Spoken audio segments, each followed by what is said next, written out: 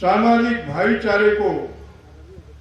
बनाने के लिए एक लंबे समय तक हिंदुस्तान एक अखंड भारत के रूप में जैसे आज है आगे भी मौजूद रहे, इस देश के संविधान में सबको अधिकार देकर सबके मान सम्मान स्वाभिमान की रक्षा करने का उन्होंने जो वादा किया है, ऐसे महापुरुष को सदियों सदियों तक हम सभी याद करते रहेंगे। अब बाबा साहेब भीमराव अम्बेडकर जी ने संविधान बनने के पहले इस देश में कुछ चंद लोगों को ही अंग्रेजी हुकूमत में मतदान करने का अधिकार होता था। जो गांव के मुखिया होते थे, जमींदार या बड़े लोग होते थे, अलग अलग बटे रहे, जातियों में बटे रहे, पार्टियों में बटे रहे, तो बहुत ही कठिन दौर आने वाला है। ये लोग आपके मताधिकार का जो अधिकार संविधान से मिला हुआ है, उसको छीनने की कोशिश कर रहे हैं। लोकतांत्रिक सिस्टम को समाप्त करने का प्रयास किया जा रहा है। नए नए कानूनों के द्वारा लोगों को अपनी बात रखने का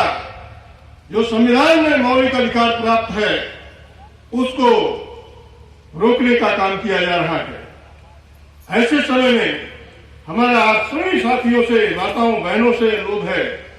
कि सभी लोग एकजुट होकर आने वाला जो समय है, जो परिवर्तन की लड़ाई है 22 में, उसमें सभी लोग श्री अखिलेश यादव जी के नेतृत्व में एक साथ खड़े हों।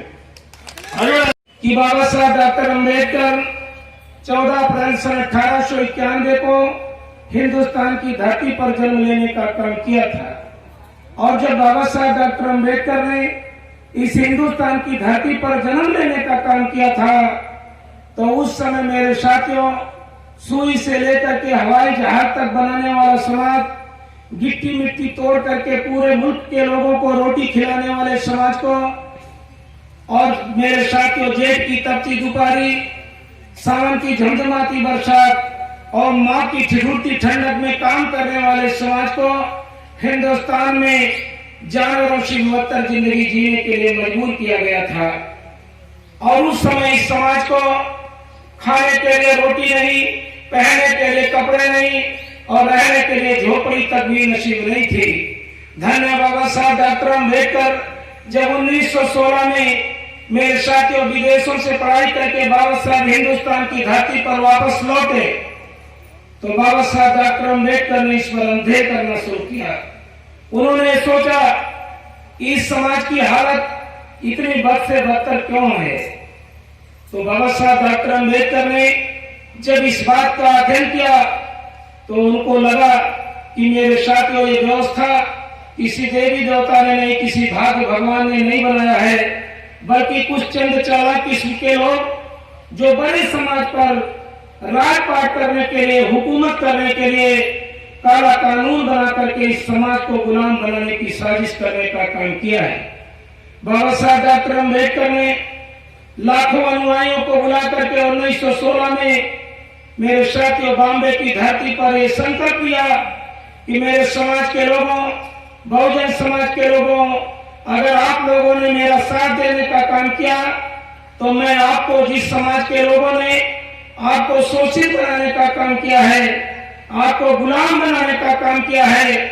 आज के बाद मेरा ये संकल्प होगा कि मैं आपको हिंदुस्तान का राजा बनाने का काम करूंगा, चाहे मेरे प्राण की आहुति भी देने के लिए पड़ेगी।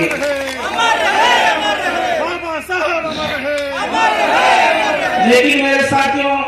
बाबा साहब डॉक्टर अम्बेडकर ने संकल्प तो ले लिया, लेकिन बाबा साहब आपस में लड़ती थी। जब एक तरफ की सेना जीत जाती थी तो उसका मालिक राजा बनता था। लेकिन मेरे साथियों, बाबा साहब डॉक्टर अम्बेडकर जानते थे कि जिस समाज को शिक्षा से वंचित कर दिया गया, जिस समाज को कोई रात पाट करने का हथियार नहीं दिया गया, जिस समाज को मजबूत करने का काम नहीं किया गया, ये समाज जंग जीत करके मेरे साथियों लड़ाई नहीं लड़ सकता है। धन्य बाबा साहब डॉक्टर अम्बेडकर। जब बाबा साहब डॉक्टर अम्बेडकर को संविधान लिखने का मौका मिला, तब परम पूज्य बाबा साहब डॉक्टर भीमराव अम्बेडकर ने हिंदुस्तान में हर एक नागरिक को केवल जात के आधार पे नहीं, हिंदुस्तान में रहने वाले हर समाज के लोगों को एक वोट देने का अधिकार दिया और मेरे साथियों एक वोट की कीमत को बराबर रखने का काम किया। और जब 26 जनवरी 1950 को बाबा साहब डॉक्टर अम्बेडकर का लिखा हुआ संविधान हिंदुस्तान की धरती पर लागू हुआ, तो उस दिन बाबा साहब डॉक्टर अम्बेडकर हिंदुस्तान की पार्लियामेंट में खिलखिला करके हंस पड़े थे। मीडिया के लोगों ने सवाल किया, विरोधियों ने सवाल किया कि बाबा साहब डॉक्टर अम्बेडकर, आप जो हमेशा रोया करते थे, आज आपको क्या मिल गया जो इतने आप प्रसन्न हैं? बाबा साहब डॉक्टर अम्बेडकर ने दहाड़ते हुए कहा, जिस समाज को तूने सदियों नहीं हजारों वर्षों से गुलाम बनाया था, उस समाज को राजा बनाने के लिए मैंने बंदोबस्त कर दिया है। अगर इस समाज के लोगों ने मेरी बात को माना और अपने हथियार की ताकत को पहचाना, तो आने वाले दिनों में हिंदुस्तान का राजा कोई दूसरा नहीं बल्कि इसी गरीब समाज का बेटा, ललुआ समाज का बेटा और बेटी होगा।